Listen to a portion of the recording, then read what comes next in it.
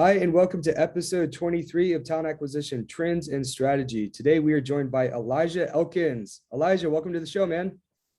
Thanks for having me, James. Appreciate it. Yeah, for sure. I'm excited that you're able to join us today. And I'm really excited to speak with you about the topics we've kind of outlined for today. But before we jump into it, would you mind telling everybody on the show a little bit about yourself and what you're up to right now? Yeah, sure. So my name is Elijah Elkins, currently located in Williamsburg, Virginia. So you can Google that if you're not familiar with it. Actually, just a few hours, I think, south east of you, right, James? Yeah. I'm in Northern Virginia in Reston area, so I think it's probably like a 2-3 hour drive or something like that. Nice. Yeah, I'll have to make it up there at some point to get together in person. Yeah. But so I've been down here for about 3 months. We moved here, my wife Tana and I. We actually lived in England for 3 years, which was pretty awesome. About a 45-minute train ride outside of London in a little village called Wargrave on the Thames. Beautiful, right? Picturesque, really fun. So I've basically been in talent acquisition probably around 7 years or so, and working mostly with tech startups and a lot of SaaS startups. Variety of different roles, right? Started my own little recruitment agency working with tech startups in the US and Europe. Moved into an in-house role leading talent acquisition at a Series B tech company in the UK through to Series C. Built out a team from scratch to probably like four or five people, amazing people. And then left to join a recruitment SaaS company called Comeet, applicant tracking system, right? The number one applicant tracking system, I'm pretty sure in Israel specifically and expanding in other places. And what we're doing is building out recruitment and sourcing services to kind of be delivered through the software. I think we're the only ones in the world doing that. If you hear of anybody else doing that, let me know because I'm curious. But yeah, really excited to be at Comeet and leading the delivery team. Yeah, well, we're excited, and I think just with your background and experience, and I think there's a lot of value that we can add to the audience today. And just so everybody knows too, Elijah and I have actually had the opportunity to work together quite extensively. I guess at this point, probably a year or two ago, we started working together when I was advising Comeet on building out services division. So we had a lot of time to really talk strategy around how to develop effective talent strategies for startups and growth stage companies, and thinking through how to effectively scale talent acquisition solutions, both from an agency perspective as well as in-house for primarily product companies that are scaling rapidly. So what I'm really excited about this conversation is just because we know each other pretty well. We're just going to be able to riff and I think just pack this episode full of value. So I guess to jump into it, the first topic we have is empathy-driven recruitment. And I would like to just hear a little bit more about what that means to you. If you consider that kind of like a high-level strategy, and then how is that truly baked into process, culture, process, policy? How do you actually implement it, opposed to it just being a nice kind of, like lip service type of thing where like obviously everybody wants to be people first, right? Or be empathetic. But I would love to hear like what it means to you, and then how you actually implement that within Comeet and for your clients as well. Yeah, so I think empathy-driven recruiting is a bit of that North Star for us. As we were looking at building out the team, right? Remember, in making kind of our first few hires, we're trying to figure out like what can unite people, what can we kind of use, not as a filter exactly, but looking for the right type of recruiters. And I know that could sound offensive, right? But anybody who's been in recruiting for a while or worked with recruiters knows that there can be a lot of bad recruiters or not the right type of recruiters. Some of that I think is incentivization plan and the cultures and the models that they were a part of. I don't think it's that they're like bad people, right? I think they were trained in poor ways or incentivized by things that made them maybe not lead or recruit with empathy for the candidates and the hiring managers and just any other stakeholders involved. But the right type of recruiters for us is people that are driven by empathy. They want to put themselves in the hiring manager's shoes.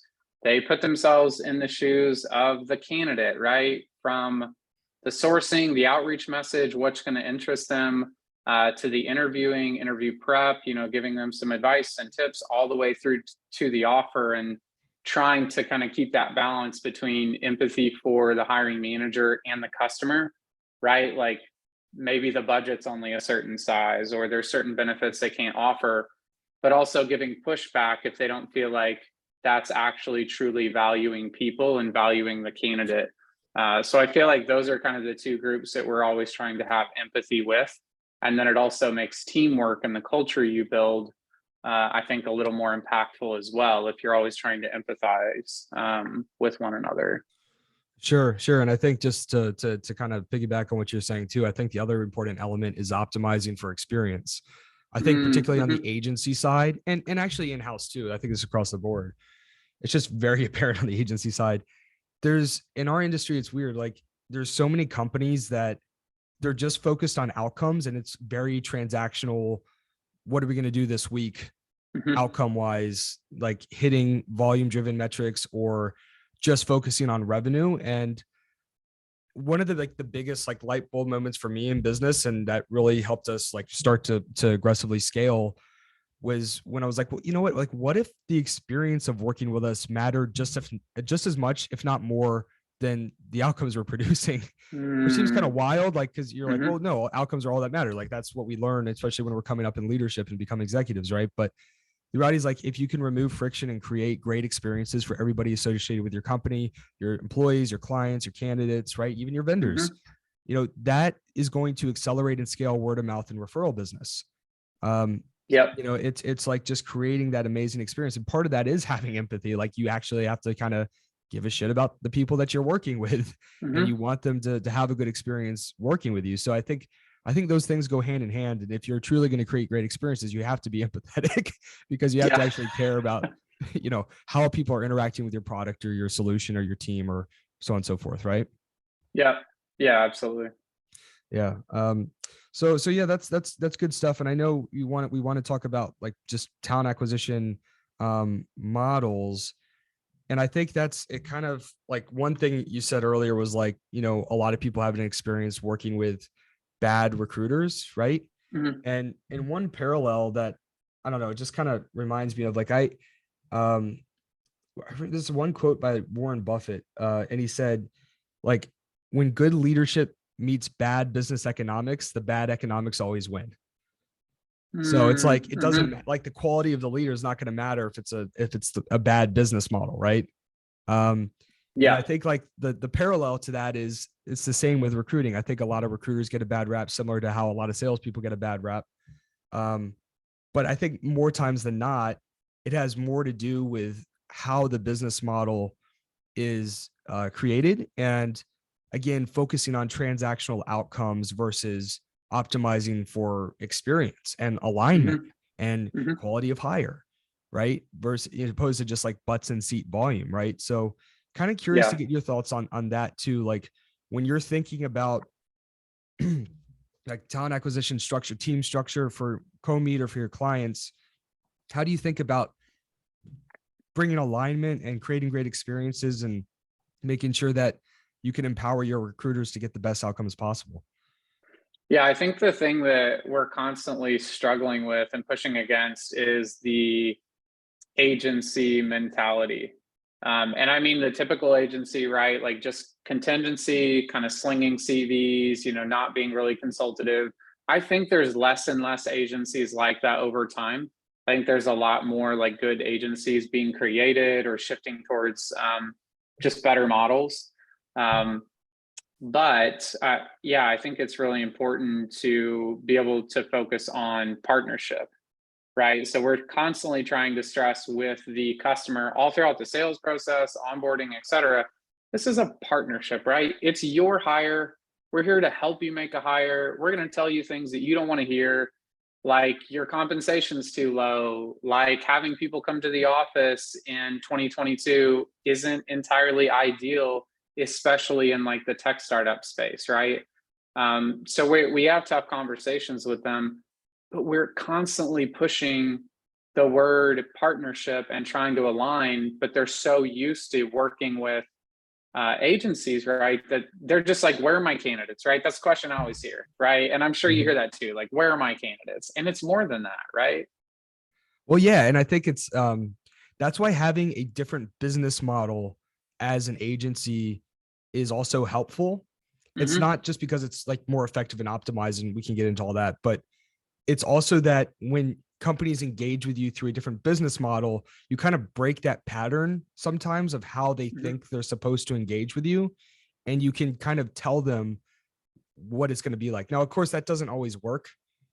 Yeah. But like one thing we started doing, I don't know if you all do this, but we actually put it in our agreements, like on the first page of our contract, what the partnership looks like.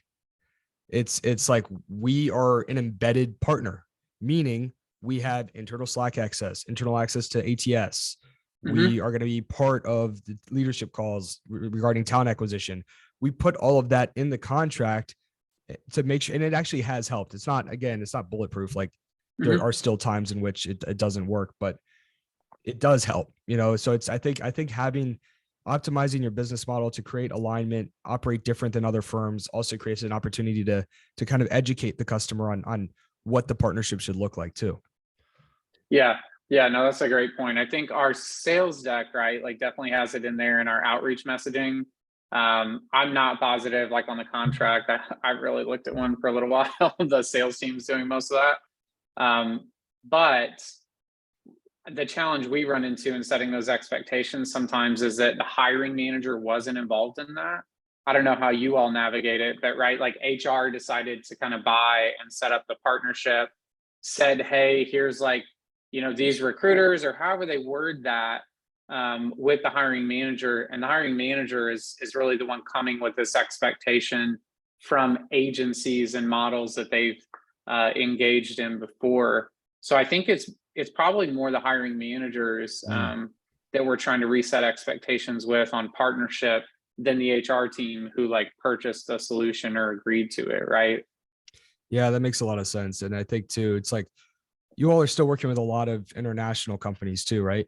Yeah, that's right. Yeah. So I think that's also, it's like, it's so like it requires like another layer of like resetting expectations, because working with international teams, sometimes there can be a communication breakdown, right? If they don't, particularly for Yeah. startups that, maybe they don't have all the right processes built out, right?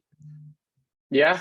Sometimes they're making their first hire in the US and then they ask us like, so how do we get a contract out? And it's like, whoa, like we're not, lawyers, like we can't draft your first US employment contract for you. We helped, get you the candidate and make the offer, but and we can make introductions, right, to people that can help with that. But you're right, it is different when you're working with like a lot of international businesses. We have a lot of Israeli customers that we work with, and we've worked with a few in other parts of EMEA also. Yeah, and I think it's interesting working with international companies. I mean, you're right, like they're a lot more likely to ask you for all these other kind of complementary resources. Mm-hmm. And I just got to the point where I started making introductions, because at first I was like sending them like template offer letters and all this stuff. And then I had this like moment where I was like, oh, wait a second. Like, wait, maybe if I'm sending this stuff, does that make me liable? If, Mm-hmm. so I was like, so I stopped doing that. Mm-hmm. But you're right. Like the best thing you can do is just kind of point them in the right direction to a resource, right? And not try to take on the HR kind of compliance and legal stuff, Yep. because you don't want to open yourself up to liability ultimately. Yeah. Um, Yeah. and, 100%. and I'm not a lawyer. I don't know if that's like, if it does, but like still. Still seems safer though, right? Like Right. Yeah. that's not what we do. That's not what you're paying us for. So here's like other people that can help you with that. We can give some guidance on like best practice. We do compensation benchmarking, right? And like educating on the US market. That's not like a liability thing. That's just helping them better understand the US market from a hiring perspective. But yeah, definitely pointing them to resources when it's anything that could be a bit sticky. If it's anything more tactical and they're really pushing me, that I'll just be like, this is what we do. Yeah.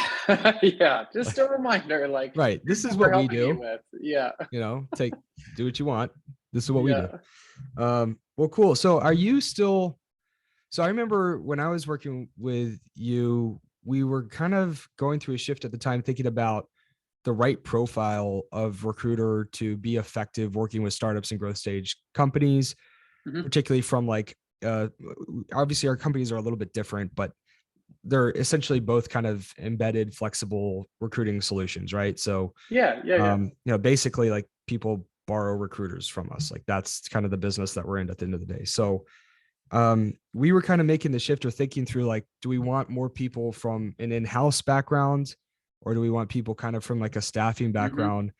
And I know like at the time we were like, okay, we kind of made a decision. We're going to push for more of that staffing because we want people to really think of recruiting as funnels and metrics and thinking about things like conversions and top loss Hmm. reasons and time and stage and kind of pipeline management and being a little bit more critical surrounding that kind of that process and that sense of urgency, which Hmm. of course there's great in-house recruiters who have that too. I'm not saying there aren't, but just from a percentage likelihood of getting the right person in the seat for the founding team, I think we were starting to lean toward more of the agency background. How is Yeah. that evolving? Is that still kind of like, what are your thoughts on that for companies similar to ours, right? I mean, do you still feel like that's a solid background? Are you starting to hire more in-house people? Like, what does that look like? Yeah, it's a good question, and it's definitely been an ongoing, right, discussion and things that we've been trying to figure out. I think when I first started, I thought, I don't know if this is arrogantly, it's just kind of all I knew. Like I thought, well, let's get somebody who's been in-house and worked with startups, right? Like that's what I had just done. And I thought, well, working for startups, like working with startups as customers, it's helpful if you've worked in one because you can empathize, you can understand, you know what it's like, you can connect with them better. I thought that, right? And then we ended up hiring a number of people more, as you said, from kind of the staffing and recruitment background, no in-house experience. And they've done an incredible job. Like we have an amazing team. They picked up working with startups and working with Israeli customers and cultural nuances and all of that stuff so fast that I felt almost a little stupid for thinking that it that it wasn't that quick to pick up, right? So I think hiring for the recruiting actual skills, do they know how to do booleans and use LinkedIn Recruiter, some of the tactical skills that you just need to have, and then hiring based on kind of that empathy driven recruiting philosophy. Sure, if they work with startups, it's useful, right? But I think it's more around that character side of things and the competencies that they have. The startup stuff, like I said, they picked it up, and now that's not even really a focus for the hires that we make for our team to work with our customers. Yeah, I mean, I think we're just now getting big enough to where we could probably start to expand our in-house recruiting in terms of hiring people from that background.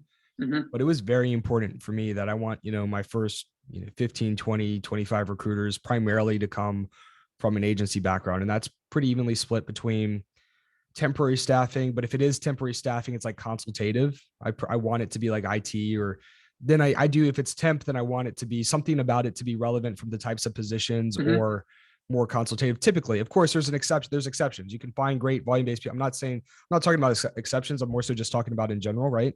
Hmm. So with that background, perm, contingent, as well as from other RPOs, which Hmm. is, I love doing that. If you can Yeah. find Yeah. the more aggressive, like sales bent people from RPOs, they're fantastic. It can be And hit or sometimes miss under sometimes. leveraged Mm-hmm. at RPOs. Sorry for cutting you off there. I just, when you mentioned the RPOs, I think there's some RPOs that, unlike your model and what we're doing, right? We're really letting people like take ownership and build relationships with the hiring managers, make recommendations on employer brandings, like show what you know about TA, educate them. You're the hiring expert, right? But there's other RPOs and other models where it's, get them candidates, and that's all it is. And then they're under leveraged, and those really good recruiters, they're very experienced or sourcers, they want to go somewhere else where they can actually like be themselves and fully leverage all the talent and experience they have. Yeah, I've received several cease and desists from RPOs for hiring. It's like we have like literally a process now built out around what we do when we receive a cease and desist.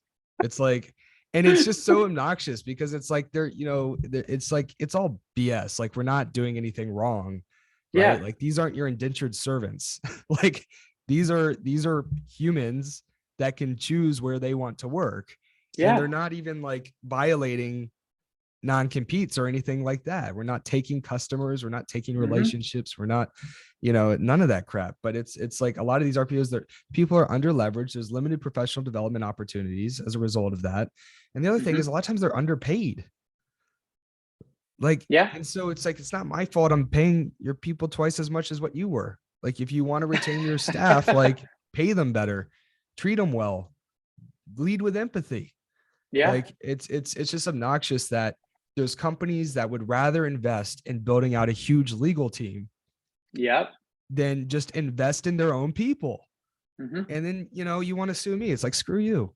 I'm sorry. Just like I take it very personally because it's just like, it's just so ridiculous. Like that's the focus, right? Like, Yeah. why aren't these companies just investing in creating great experiences for their people, right? Yeah. I don't No, know. 100%. Yeah. I definitely agree. And I've been really impressed with what you've been doing with Secure Vision and the culture, some of the things that you've been posting online. I mean, we've been taking cues, right? Like I'll see a good idea that you've shared with doing the holiday calendar, right? I know you've done some stuff around PTO. Like you've really tried to look at the pain points that recruiters often have in their work environments. And I think been trying to create a better experience for them. And whenever I see like one of the ideas, or sometimes like I'll ask them, like, that's great, right? And then I'll go talk to our CEO Omer about implementing that for our team, because for the most part, like they're just really good ideas that create healthy environments for recruiters that from the looks of it, recruiters want to work in. Yeah, and it's I mean, vice versa. Like the feelings mutual. I mean, we've from our strategy conversations also kind of helped define our path here at Secure Vision too, right? And thinking Mm, about our delivery model and thinking about how to scale out that delivery model from an agency side to really give a high quality in-house feel to how we do hmm things, but also bring that process, that regimented kind of like demand gen and sales kind of motion into recruiting hmm for our clients, and finding that right balance, right? Um, but I guess like one of the things we wanted to talk about too, and this may be a good segue, is getting into, okay, so it's just like maybe larger startups or growth stage companies, how to determine how big like the in-house recruiting team should be, and then whether or not, like, how do they, there's obviously a ton we could talk about, but I think just to start, how to determine how many internal recruiters they need, when they should leverage contingent partners, when they should leverage, retained search, executive search, right? Um, or when they should leverage something like um, elastic recruiting or RPO. I mean, hmm how do you go about like, are there like, do you do it like on a percentage basis? Like, oh, like 60% of effort should be in-house versus, I mean, how do you kind of think about helping companies craft that solution? Yeah, so we've been having some conversations with customers recently who are closing funding rounds, right? And the questions I'm asking are like, what's the hiring plan, right? Like, how many people do you need to hire, and by when? So those are like two big things. Do you need to hire 100 people? And is that 100 people over the next 10 years, right? Or is that, of course not, but like, is it 100 people in the next 6 months, right? So, like, how many people and how quickly, like, what's that pace, I think is really important. And then I also think there's the almighty time zone that sometimes people ignore, maybe to their detriment. Like, there is an element of time zone that, um, I don't think it has to be a big factor, but it's just something to consider. Like, are you asking people to work in the middle of the night, right? Like, are they having to do calls with candidates when like they would normally be sleeping? I think there's just some nuance around time zone, but really thinking about the workforce model. too, right? Is it remote? Like, is everybody remote? Is it a hub and spoke model? Are there offices, but then there's like kind of regional get-togethers? Is everybody in one place? The recruitment team and the model kind of needs to reflect and be set up to effectively serve the workforce model of the company, right? So what are the hiring targets? What's the workforce model? And then you can get into what's the appropriate, I guess you could say, like talent acquisition strategy and slicing and dicing, you know, percentages of in-house versus RPO versus contingency. I know it's pretty high level, but that's Right. where I start at least. Yeah, and it's very situational, so it's hard to put it into like an exact playbook. But I mean, like, so Mm-hmm. maybe we can just talk through some situations. So, you know, for instance, like for startups, let's say from 10 to 50 people, Mm-hmm. they might start out with a solution similar to ours, right? Because they don't want to Mm-hmm. build the in-house team. But by the time they're 20, they're hitting 30 people. And if they have growth plans to exceed 50, to me, it's like at that level when you're at 30 and you know you're going to be above 50. When you get to that Mm-hmm. point, I always recommend like you have to hire an internal recruiter. Like, of course, I want your business. We want, you know, but you need to have some internal structure and process. And of course, we provide that, but it's just you want that. You want to have the in-house option that's, you know, the steady kind of go-to person that can really own process and optimization and candidate experience and all that kind of stuff.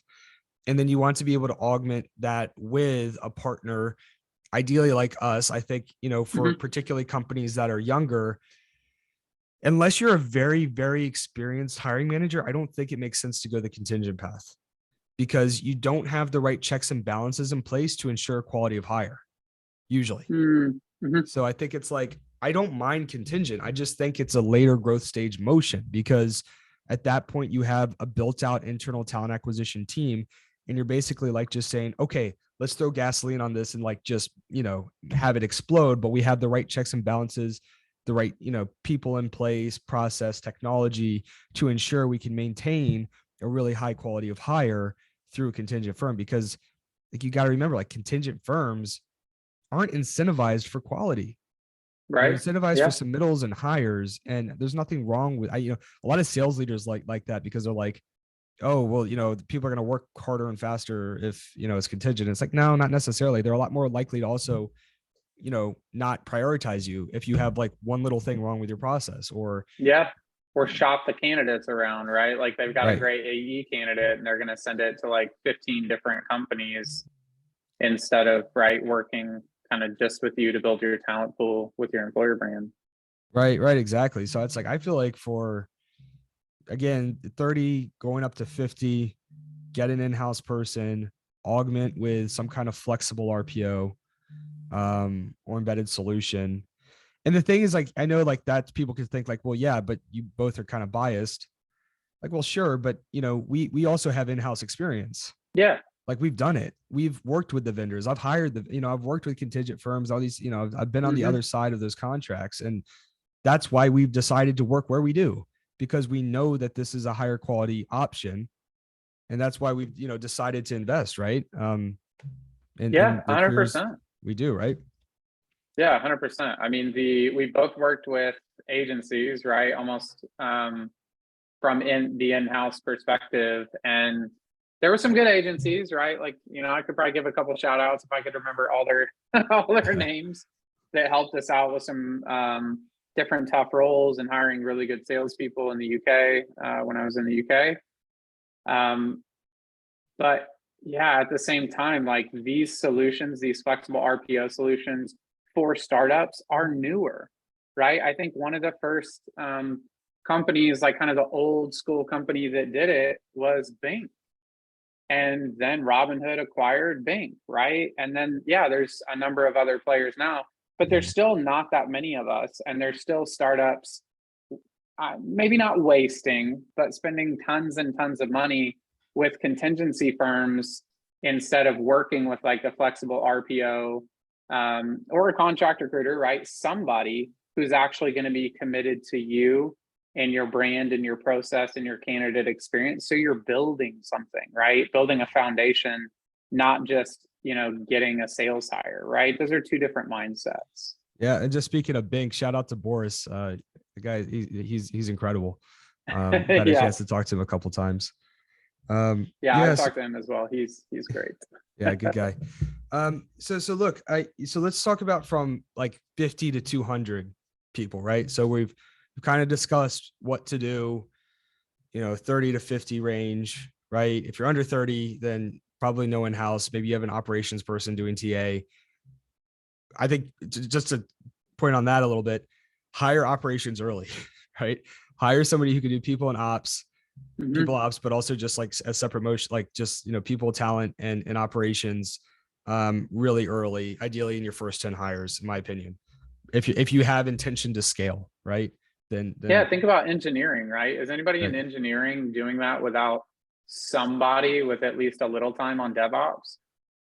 Probably not anymore. But yet there is still resistance for startups in general and certain departments, right? Like sales or even delivery, to be able to have someone dedicated or partially dedicated to ops is super important for Oh my scale. gosh, it's a no-brainer. It's also like CEOs that are resistant, or leadership that are resistant to like executive assistants. It's like they don't understand how much of a bottleneck they are until they finally hire one. And then they're just like, oh my God, everything is moving so much faster. It's like because it's like a point of pride, like, oh, I work hard. It's like, no, yeah, but you should be thinking about the strategic stuff that's going to drive the business forward, not scheduling. Yeah. Right. Like, yeah, 100%. So, but anyways, yeah. So ops early, and then when you hit 30, internal TA, augment with flexible RPO to 50 to 200. Hopefully you have a little bit more process built out. This is where it depends on how fast your scale. If you're in hyper growth, I still think it might be too early to go contingent. But it depends, right? It depends on the seniority of your recruiting leader, how effective your hiring managers are. So if you have like a really senior VP of sales that's been hiring for 20 years or something, then I feel better, like go for contingent. But if you have like VPs that are pushing up from like a director level, which many times you find at growth stage companies, because it's like that balance of like experience and just hustling. Then I feel like it's too soon for those departments at least to go contingent. I'm just kind of curious to get your thoughts on that growth phase. Yeah, I'm trying to think of some of the customers that we've worked with. Like there's a number of roles that have been, to be transparent, they've been challenging for us, right? Like we build kind of like custom talent pools for the customer for different positions. Our sweet spot, right, is like go to market, right? So sales, marketing, customer success, CSMs, AEs, SDR/BDRs, or marketing people, product marketing, engineering, right? But then there's these companies that, and they're brilliant companies, right? Because they're doing something different. It's not just pure SaaS. Maybe they have like a data science team, or they need some cybersecurity analyst. There's some of those roles that we've at least seen it be challenging for, flexible RPO to do, or even in-house. I think there's probably a place for some very niche specialist, contingency agreements, so that you can focus right on what you do well. You want to build a TA function, not necessarily to do everything well, right? But you need to be able to do like 80 to 90% of the bulk of the hiring that there is as you scale really, really well, and stay focused on that. If somebody on your team doesn't know how to hire this like cybersecurity, senior ninja who's like done this and that, like this, you know what I mean? The unicorn, the purple squirrel, you don't need your team. You need to know they need to know how to find purple squirrels and, those unicorn candidates for different roles in general to be a good recruiter. But I don't think, they kind of need to specialize in all these different things outside of, certain disciplines that are core to the business scaling. Does that make sense? It does. And I think to take it a step further too, I think a lot of companies in this phase should consider to hire a high-level consultant that can focus on talent strategy. Like I've had a couple conversations lately with a couple leaders that own like these like talent strategy, talent consultancy firms. And it's not recruiting, but it's like, they start with all the really high level stuff about like culture and values and principles and stuff like that. But then they get into more of Mm-hmm. like, okay, what are the most important role requirements? How do we boil this down into like, okay, what are the company objectives and outcomes? What are the department outcomes? And then how can we kind of really boil down to the nuts and bolts of like what matters for this role? And Mm-hmm. just thinking about how to like simplify the profile and really get to the core of what's going to drive success. Mm-hmm. Right. And because I Mm-hmm. think that more companies should be thinking about investing in that kind of strategist to come in and help, because Yeah, otherwise that's it a good just, point. it gets so much more stress, like what you're talking about, like these really hard to fill roles with startups that are looking for like, three positions in one. And sometimes you get like the stubborn CEOs that are just like, no, we will find this human. It's just like, no, maybe you will. But even if you do, it's not a scalable motion. Like that shouldn't be Yeah, your strategy at scale. Like, okay, maybe you find one and they're like, oh, well, 2 years ago we found somebody. It's like, okay, but now you have to hire 10 of them. And that's not a yeah, scalable, repeatable motion, right? So I think the talent strategy piece is important too. yeah, yeah. I think that's a great point. I mean, if it took you 6 months to hire the person, right, in your business, like your targets that you and the commitments you've made to investors, you need to hit, right. You need that person in the next 60 days. Like something has to give, right? Like you can't just do both. Sure, you can try the search as is. We're constantly having to tell customers though, 30 days into the search, 45 days into the search. Um, we do it as soon as we can, right? But usually they don't listen until 30 to 45 days in. That you have to widen the requirements, like lessen the requirements, make the role remote or at least hybrid, offer reload, like something has to give if you really need the talent, right? They set the talent pool. And I feel like they don't always realize how their job description, their requirements, that's all a recruiter is like bringing back to you, right? Like we're trying to help you find the person you want. And you can either make that really hard by shoving, like you said, James, three roles into one and then giving it some odd title. Kind of the role stuffing that startups often do. They put like the three different hats, into one position and then want somebody with experience in all three. Versus, yeah, like maybe separating that out and making a few different hires because that's what you need for the business. Yeah, you know what? And I'll just be honest and say I still catch myself doing that. Like where we're coming up with a JD for a new hire and I'm like, oh, but they could also do this. And it would be really cool if Mm-hmm. they're, have a background in marketing, recruiting, and operations. Can we find the, it's like, you know, it's just, and you're like, wait a second. And every time in my career that I've actually decided to really make the investment and segment out the roles and pay more money for the senior person and don't get greedy in terms of like the skill set and just boil down the role, just prioritize communicating with the leadership team. Like I talk with Nick, like, hey, like, here are the different things that we need. What do we need the most? What is going to drive growth most directly? And Mm-hmm. then just, okay, then let's not worry about all this other stuff that we need to get done. Let's just fix this one problem that's going to be the biggest growth lever. And then we can fix the other stuff, Mm-hmm. opposed to trying to hire the 3-in-1, right? So I think it comes down to prioritization and just understanding what your objectives are for the company and then working backward to figure out like what's the most direct path and then just simplify and go with that person first, right? Yeah. And it's hard, easier said than done, right? Like again, it's a conversation. Like Nick and I were literally talking about it this week about do we need a salesperson? Do we need kind of like a candidate marketing person, right? A Mm-hmm. community manager, possibly even. Like we're thinking about all these different ways to add value and scale word of Mm-hmm. mouth and referral and all this kind of stuff. And then, just basically Nick was like, look, like all that stuff sounds cool, but salesperson, like we need more quality leads coming in. So some variation of that's got to be the Mm-hmm. priority first. And then we can do the other stuff basically. Right. Yeah. Right, Nick? One thing I've noticed in my experience is not everyone has that killer mindset. There's a small percentage of employees who are like, yeah, let me take all this stuff on. They can do it well. Those folks are few and far between, and typically start them off small and have them build up and up. But just unloading a ton of stuff on someone in the get go a lot of people can't really handle that. Yeah, it's definitely true. And it's also, do you want one person to handle all that before you get to know them? Like, do you want to hire somebody that's Yeah. doing like basically touching like every function within the business? You know what I mean? Like, Hmm. it's almost better like, hey, let's give them this one job. Let's see how they do with that. And then if we want, if they have the ambition and desire and it makes sense for it to expand the skill set or the role requirement, we can do that after, a few months, right? Hmm. Yeah, it's a bit like project management, honestly, right? Like the one thing you're looking out for, and project management professionals are always looking out for, is scope creep. Like, is the project becoming bigger than we initially kind of scoped it out, right? Is the scope creeping larger and larger?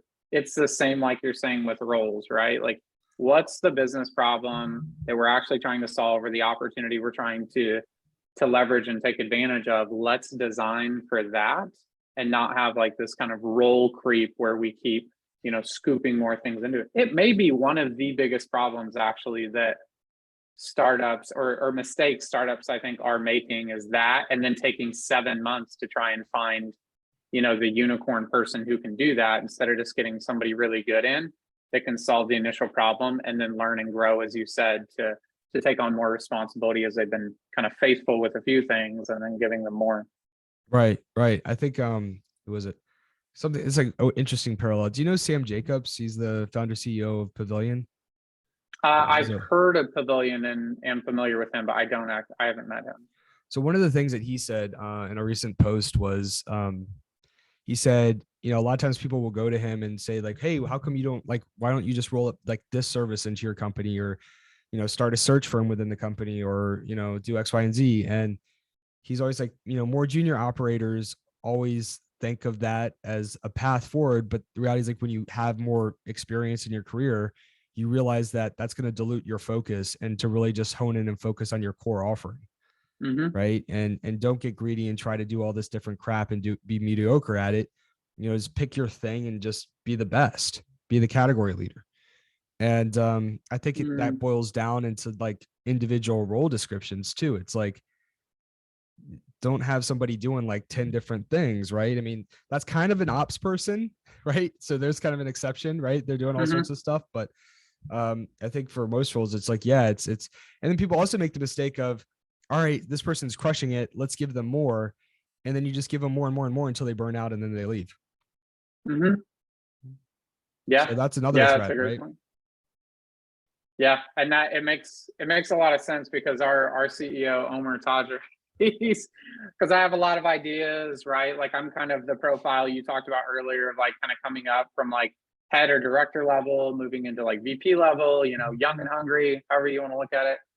Very motivated, and Omer's like constantly pushing back, like, we can't do everything, right? It's really important that we focus. Like, we need to be the best at this and not be adding in all these other things. And obviously, like, he has a lot more experience than I do, and I learned a lot from that wisdom. But you're right; it is kind of that more experienced operator who's pushing back against, all the ideas that would dilute focus and momentum. Right, right. And I mean, really, what do you want to be known for too? It's also like a branding motion. Like, Hmm. you want to be known as the category leader for like your thing, right? Like Hmm. the results of being the best is significantly better than the results of being the second best or the third best. Like, just Hmm. that extra little lift makes all the difference in the world. So Mm. I'm a huge believer of that. And speaking of Omer, I learned a lot from him too. I think one of the biggest lessons I learned from him was process, how important process is. Hmm. He really got me starting to realize that process documents are assets. And I don't know Yeah. why that was like a light bulb moment for me, but it was just kind of like, because at the time I was like very just verbally just like explaining, okay, like you do this, you do that, but it wasn't scalable, it wasn't repeatable. The knowledge transfer is much harder because if somebody leaves, then it's like a total mess. Onboarding takes longer. I mean, there's just so many reasons why it's so important to have process built out for every single part of your business, right?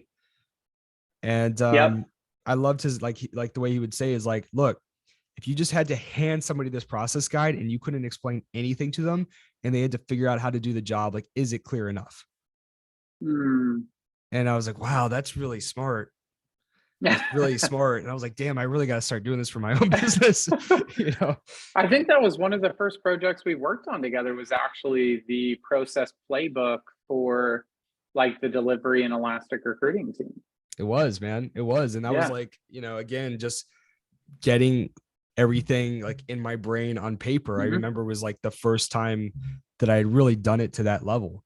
And Mhm. then basically, you know, when I took on other kind of advisory roles, and obviously for Secure Vision, first and Mhm. foremost, that was like always the first thing I did, Mhm. was just like, okay, I gotta get this process down. Right. It's like every time we have an idea on a leadership meeting, I'm like, hey, Andrea, can we write the process playbook for that?